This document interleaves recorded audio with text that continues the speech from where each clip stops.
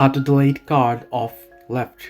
Hello everybody, welcome back to my channel. This is me, Vipin Bisnath, and today I'll guide you on how you can delete a card that you have added, your payment card, credit or debit card, off your Lyft account on the Lyft application. Well, the process itself is actually pretty simple and pretty easy, so let me guide you through. Now, unfortunately, I'm unable to log into the account at the moment, so I'll just be guiding you through the screenshots here. So once you're opened up Lyft, you want to tap on the little icon, the hamburger icon at the top left corner of the screen. As you can see that, once you tap on it, you should get a pop-up like this. From your left side of your screen, you want to select the option that says payment. From there, you want to select and you'll be able to see the cards that you have added. Simply tap on delete below the card that you wish to delete, then it'll ask you for confirmation. Simply tap and delete and we'll be good to go.